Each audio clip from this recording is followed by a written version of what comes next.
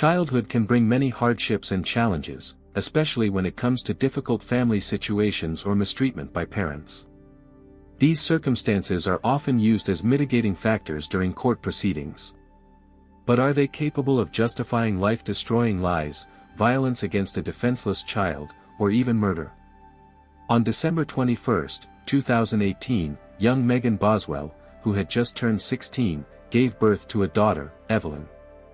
This took place in the small town of Blountville, Tennessee, which has a population of just over 3,000 people. For the first few months, the girl lived with the child at her grandparents' house, but then decided to move in with her biological father. Despite the strained relationship with his daughter, he supported her financially, covering all expenses and even buying her a car. However, this was not enough to smooth over the conflicts between them.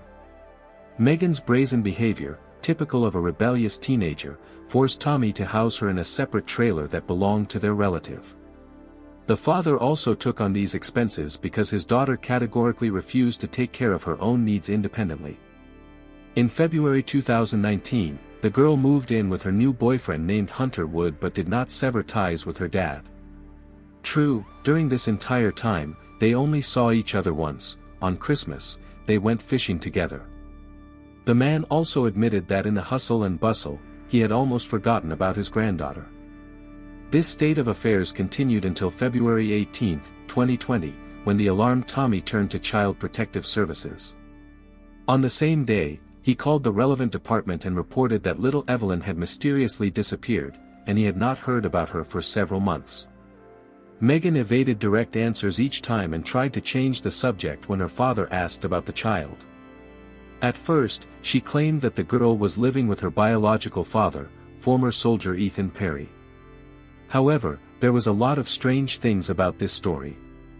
After all, the young mother had not had a relationship with this man for a long time, and Tommy doubted that he was the real father of Evelyn. Despite this, his daughter persistently insisted that the little one was now with Ethan. The grandfather tried to find at least some contacts of this guy but to no avail. The worried Tommy felt alarmed and decided to act. He informed social services that he last saw his granddaughter on Thanksgiving, and since then, she had disappeared without a trace. This call caused a real chain of events. Despite having full custody of the child, Megan's strange behavior, who did not even report to the police, immediately aroused suspicion. A short investigation confirmed the worst fears: 1-year-old Evelyn was indeed missing. State law enforcement agencies and the Investigative Bureau joined the case, launching a large-scale search. But days passed, and no trace of the girl could be found. The authorities were convinced that something bad had happened to her. First of all, the detectives talked to Tommy. His past problems with the law due to a fight with another man led to the idea that the grandfather might be trying to divert attention from himself. However, numerous witnesses dispelled these suspicions.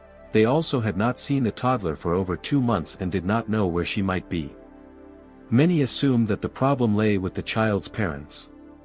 Despite his alcohol addiction, Tommy was genuinely concerned about the fate of his daughter and granddaughter. Then the investigators got to Megan. She stubbornly stuck to her story. Allegedly, she gave the girl to Ethan, and after that, she disappeared. According to the mother, the ex did not even let her over the threshold when she came to pick up Evelyn.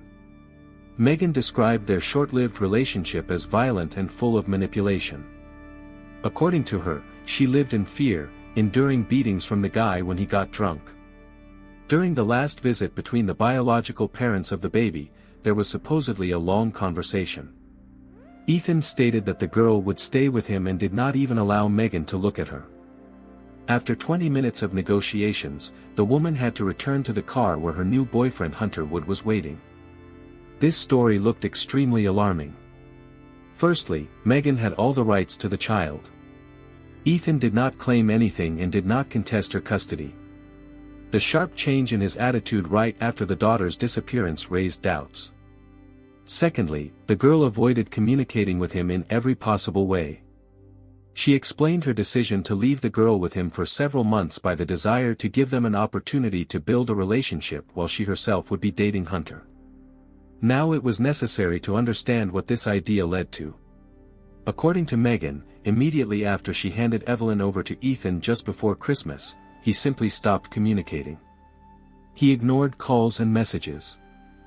Only on New Year's Eve, when he got drunk, did the ex answer Megan. The conversation was extremely unpleasant. The man threatened to come and kill her if she did not stop bothering him. Strangely, after these horrifying threats, Megan did not even think about going to the police or raising the alarm that something bad was happening to her child. The young mother's excuses sounded unconvincing.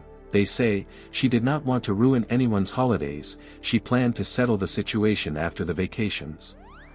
But why then did she continue to delay until her grandfather's statement on February 18? She could not explain.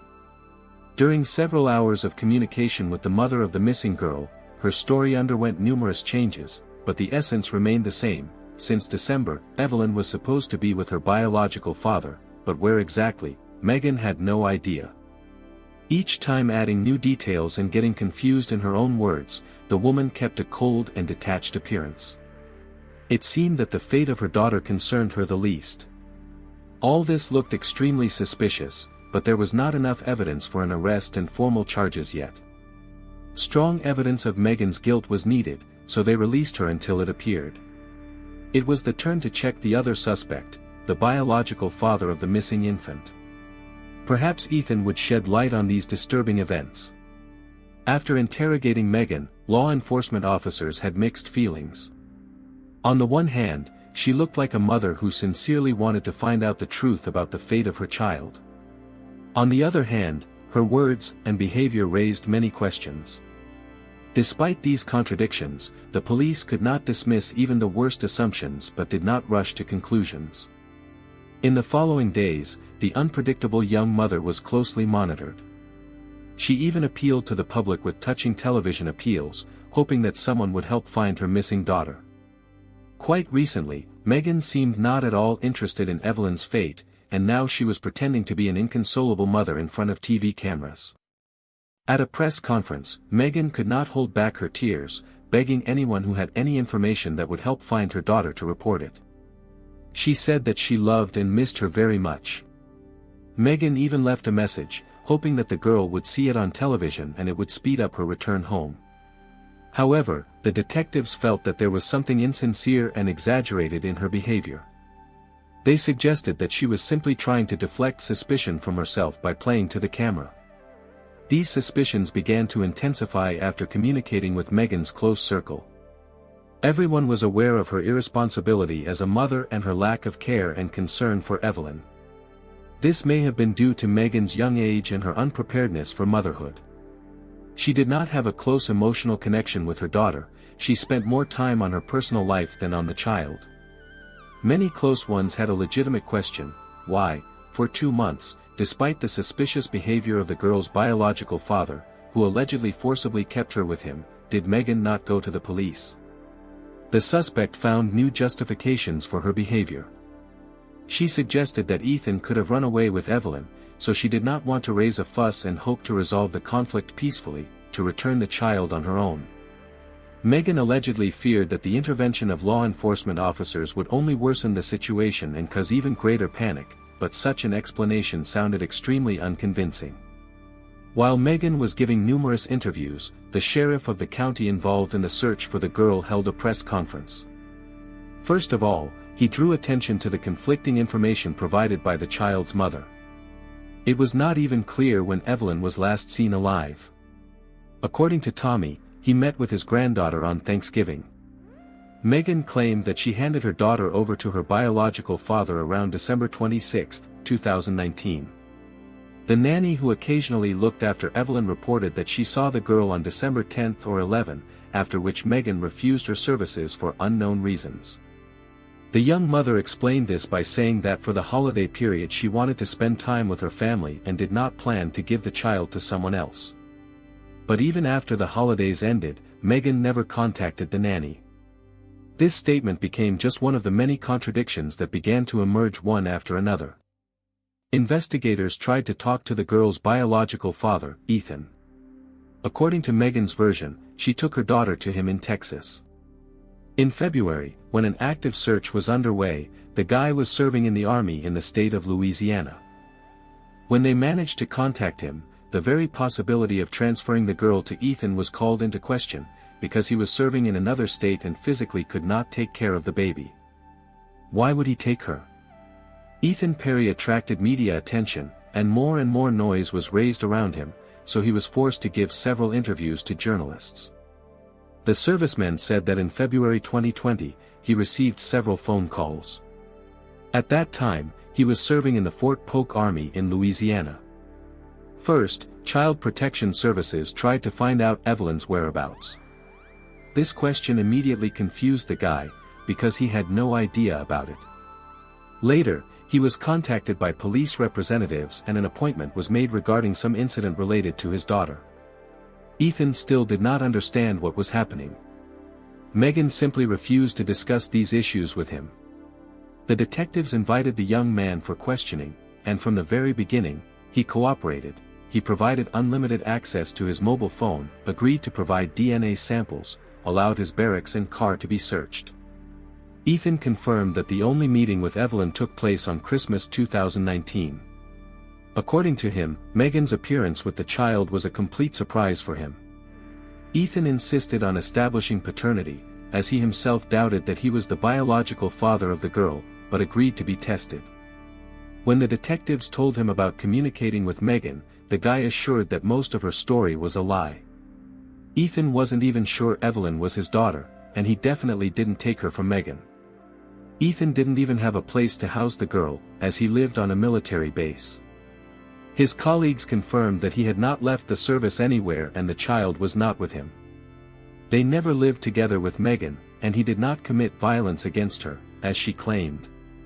There was only a casual one-time relationship between them, after which they did not see each other again. Investigators tried to figure out which of them was lying, and after lengthy communication with Ethan and his colleagues, they came to the conclusion that the real liar and manipulator in this story was Megan. Ethan's interrogation lasted several hours. Eventually, he was excluded from the circle of suspects as an unlikely kidnapper. Unexpectedly, among the numerous messages from witnesses who turned to the police station trying to help find the child, information appeared about a silver BMW. This car was associated with several people who might know about Evelyn's whereabouts.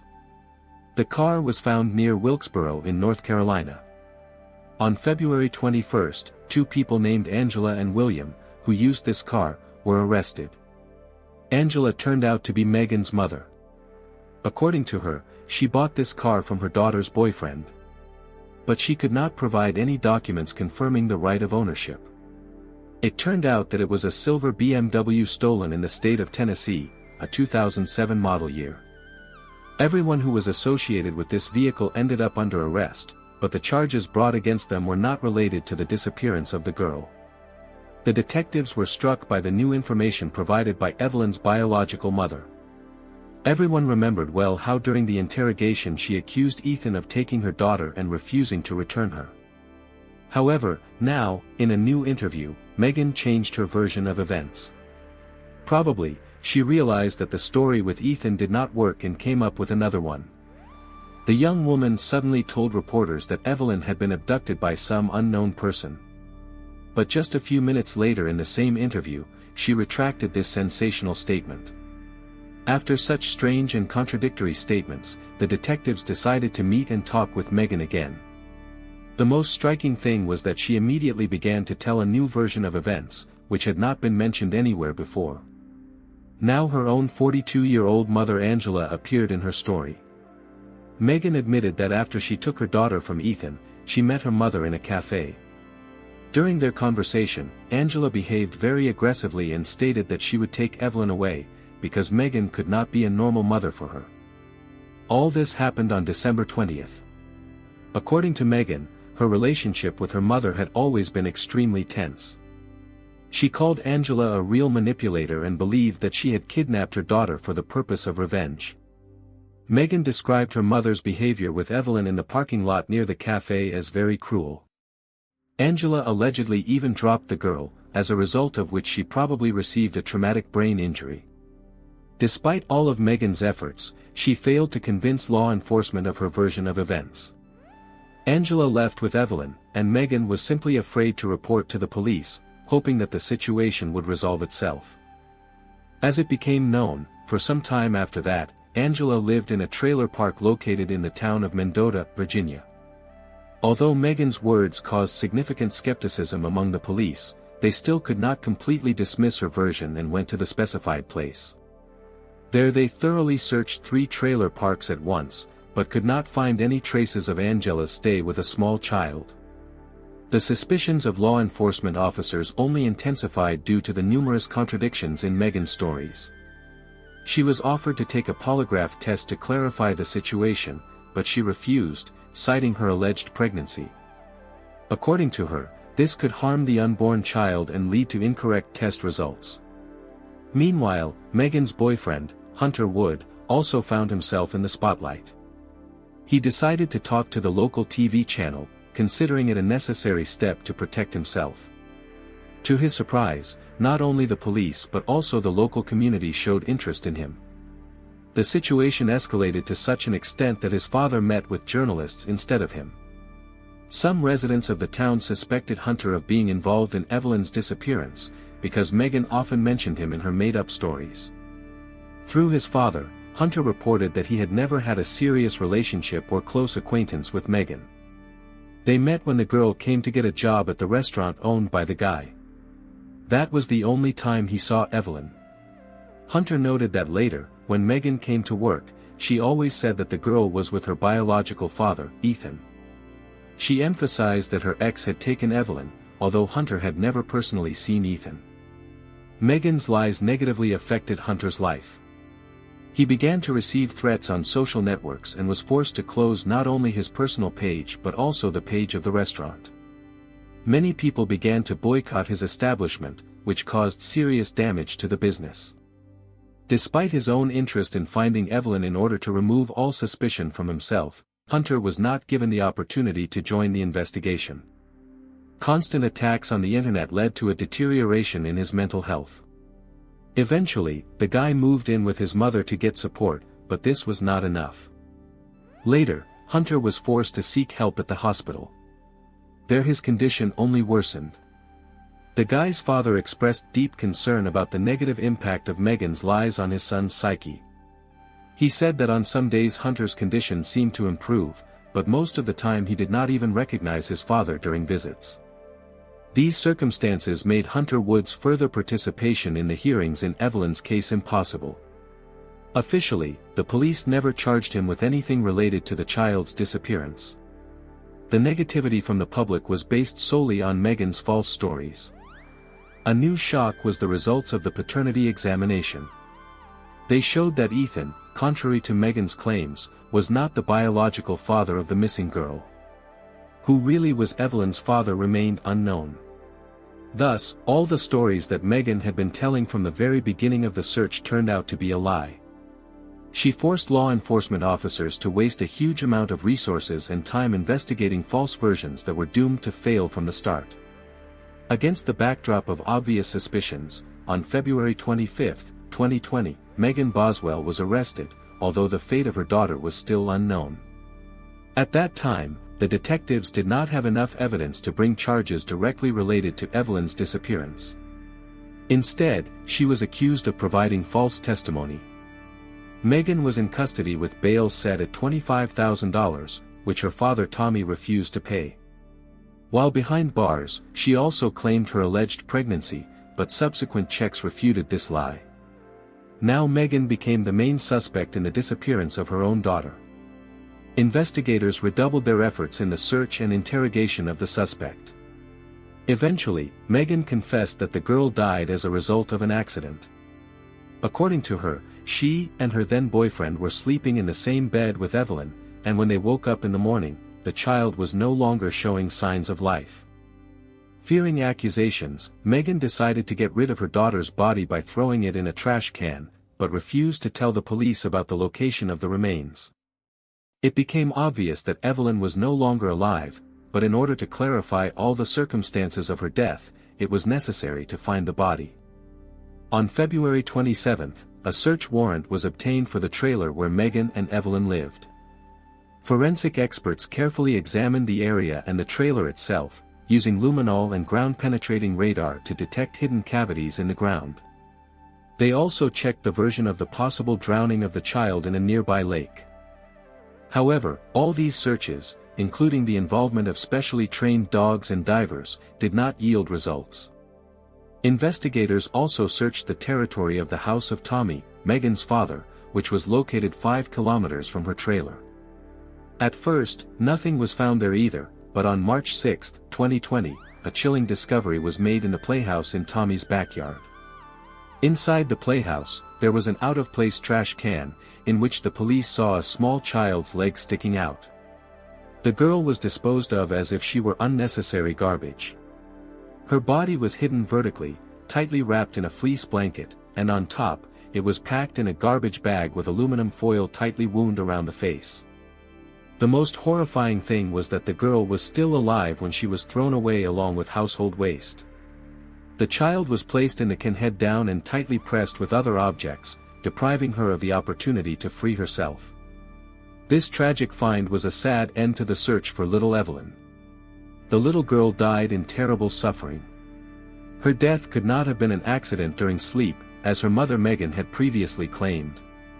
Thanks to the cold season, the child's body was fairly well preserved. The forensic medical examination established that the cause of death was suffocation. The expert concluded that before the murder, the child had been subjected to physical violence. Numerous bruises of varying degrees of remoteness were found on the body, indicating regular beatings of the girl. That is why, obviously, Megan told the investigation about the alleged traumatic brain injury inflicted by Angela, in order to justify herself in case the body was found. The desperate search for the missing child turned into an investigation of a brutal murder. Megan was charged with numerous charges on more than 10 counts. However, the young mother did not plead guilty to any of them. During the hearings in the case of the girl's murder, the prosecutor portrayed Megan as an insidious liar. She deliberately misled investigators by making up conflicting stories to cover up the murder of her own daughter. Megan's lawyer insisted that it was an accident, and his client was simply scared and panicked when she realized that the child had accidentally died in her sleep. The defense rightly pointed out that inconsistent testimony in itself does not prove the fact of murder. But then why all this deception?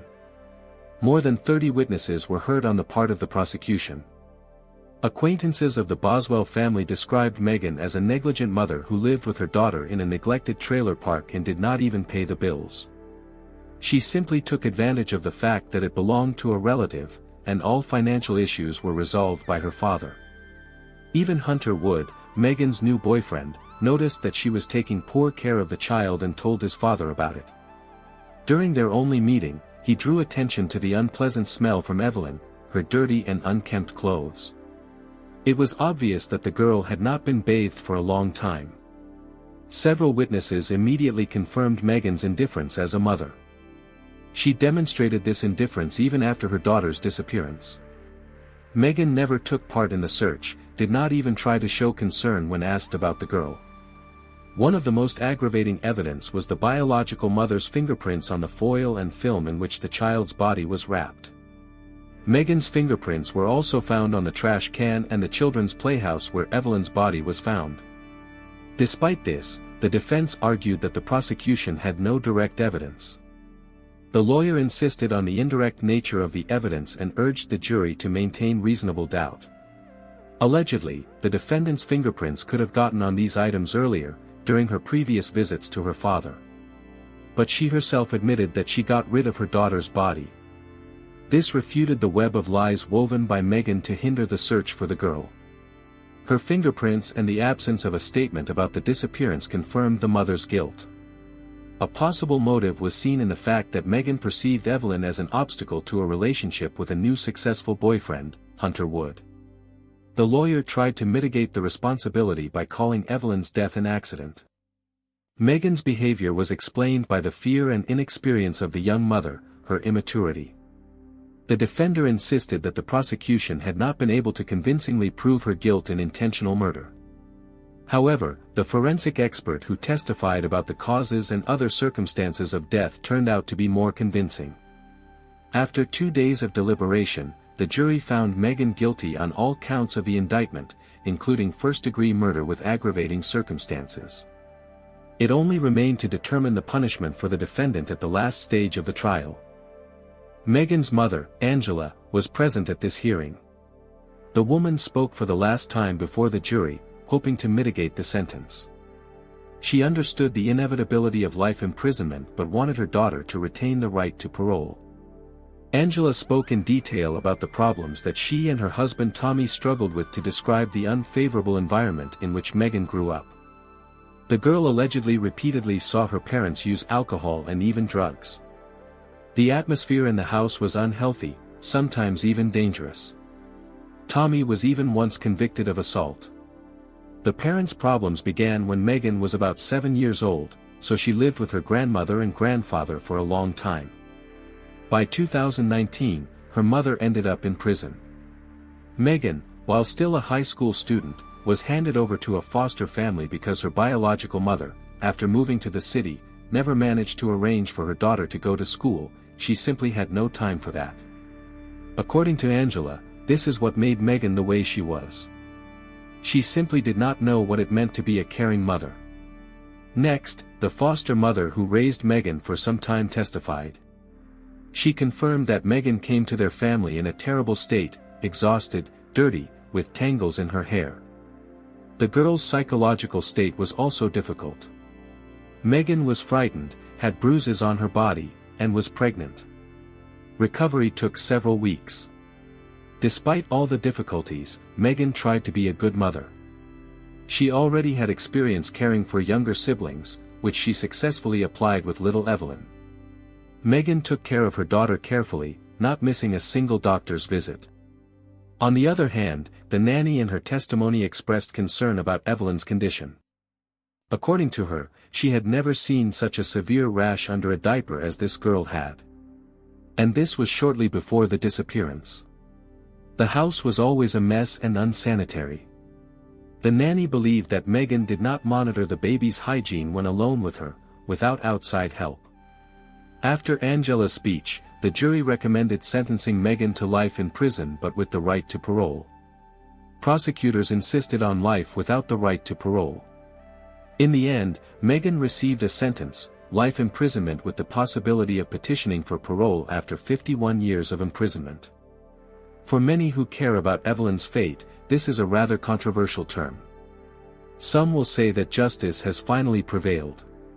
But for many, the harm caused by Megan with her lies will leave unhealed wounds for life. Please write your thoughts and reactions in the comments below. For those who are new here, subscribing is the best way to stay updated on future content. Also give a like please. Take care of yourself and your loved ones. Thank you for your support during this difficult time. Until next time, friends.